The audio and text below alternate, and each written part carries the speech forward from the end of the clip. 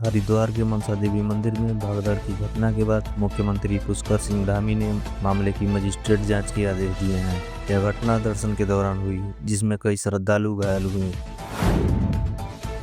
राज्य मंत्री पंकज चौधरी ने स्पष्ट किया कि 2000 से अधिक के यूपीआई लेनदेन पर जीएसटी लगाने की कोई सिफारिश नहीं की गई है। उन्होंने बताया कि ऐसे किसी प्रस्ताव पर निर्णय केवल जीएसटी काउंसिल की सिफारिश पर ही हो सकता है, जिसमें केंद्र और राज्य दोनों की भागीदारी होती है। झुग्गियों को तोड़ने के सरकारी फैसले को लेकर दिल्ली की राजनीति गर्मा गई है। मुख्यमंत्री रेखा गुप्ता ने सफाई दी है कि प्रभावित लोगों को वैकल्पिक मकान दिए जाएंगे और कोई भी बेघर नहीं रहेगा। विपक्ष इस मुद्दे को लेकर सत्ता पक्ष जन विरोधी नीतियों का आरोप लगा रहा है। उपराष्ट्रपति जगदीप धनखड़ के इस्तीफे की अटकलों पर कांग्रेस अध्यक्ष मल्लिकार्जुन खड़गे ने कहा कि यह मुद्दा धनखड़ और प्रधानमंत्री मोदी के बीच का है। उन्होंने कहा कि सच्चाई वही जो उन्होंने कहा स्पष्ट कर सकते हैं, विपक्ष इस पर टिप्पणी नहीं करेगा। बिहार के उप मुख्यमंत्री सम्राट चौधरी को जान से मारने की धमकी मिली है। उन्हें 24 घंटे के भीतर जान से मारने की चेतावनी एक कॉल के जरिए दी गई, जिसके बाद उन्होंने पुलिस में शिकायत दर्ज कराई है।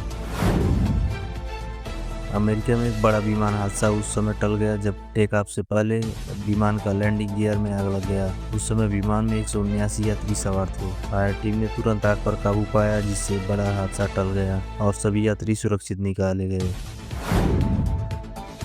उत्तर प्रदेश में समाजवादी पार्टी के कार्यक्रम के दौरान मंच पर चढ़ने को लेकर कार्यकर्ताओं में झड़प हो गई, जिसमें धक्का मुक्की और गाली गलौज हुई, जिससे कार्यक्रम आधे घंटे तक हंगामा होता रहा। यह वीडियो सोशल मीडिया पर वायरल हो रहा है।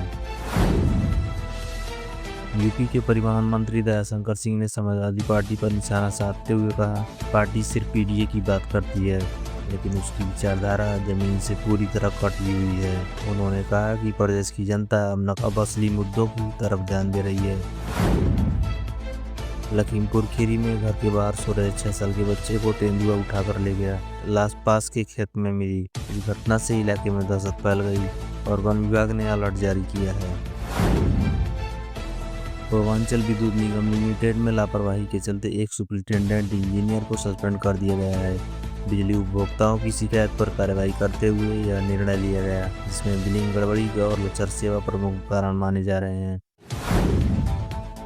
देहरादून के पटेल नगर में एलपीजी सिलेंडर से गैस रिसाव के बाद हुए धमाके में 5 लोग झुलस गए। हादसे के बाद मौके पर दमकल विभाग पहुंचा और आग पर काबू पाया।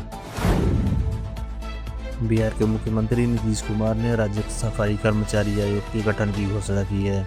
इस आयोग के जरिए सफाई कर्मचारियों की समस्या का समाधान और उनके कल्याण के लिए योजनाएं लागू की जाएंगी। यह कदम सामाजिक समानता की दिशा में महत्वपूर्ण माना जा रहा है। सपा सांसद रामजी लाल सुमन ने एक बयान में कहा कि जब तक देश में समानता नहीं आएगी तब तक धर्मांतरण नहीं रुकेगा। उन्होंने कहा कि सामाजिक असमानता ही धार्मिक बदलाव का प्रमुख कारण है और इस पर सरकार को गंभीरता से विचार करना चाहिए। केंद्रीय मंत्री अनुप्रिया पटेल ने बताया कि भारत के फार्मा निर्यात में पिछले 6 वर्षों में 92% की वृद्धि हुई है। उन्होंने इसे मेड इन इंडिया की सफलता और वैश्विक बाजार में भारतीय दवाओं की विश्वसनीयता का परिणाम बताया है। प्रधानमंत्री नरेंद्र मोदी मालदीव यात्रा से लौटते ही तमिलनाडु पहुंचे। चेन्नई की इंटीग्रल कोच फैक्ट्री में भारत की पहली हाइड्रोजन से चलने वाली ट्रेन का सफल ट्रायल किया गया। यह 1200 हॉर्स पावर की ट्रेन पर्यावरण के अनुकूल है और भारत की हरित ऊर्जा की दिशा में एक और ऐतिहासिक कदम माना जा रहा है। बीजीएमआई गेम खेलने वाले एक खिलाड़ी ने 19 लाख रुपए की लिमिटेड एडिशन कार जीत ली है। यह इनाम एक ई स्पोर्ट टूर्नामेंट में उत्कृष्ट प्रदर्शन के लिए मिला है। Steel authority of India limited ने चालू वित्त वर्ष की पहली तिमाही में 744 करोड़ रुपए का मुनाफा दर्ज किया है, जो पिछले वर्ष की तुलना में 9 गुना अधिक है। शारदा यूनिवर्सिटी केस में महिला आयोग ने सख्ती दिखाते हुए राज्य के डीजीपी से 3 दिन में रिपोर्ट तलब की है। सुप्रीम कोर्ट पहले ही इस मामले को गंभीरता से ले चुका है और जल्द कार्रवाई की अपेक्षा जताई है।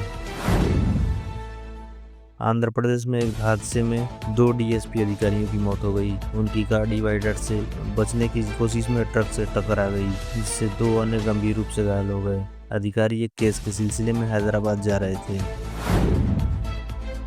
उत्तर प्रदेश में एक व्यक्ति पर 125 बार ट्रैफिक नियम तोड़ने के चलते चालान काटा गया है। अब वाहन का पंजीकरण रद्द करने की प्रक्रिया शुरू कर दी गई है।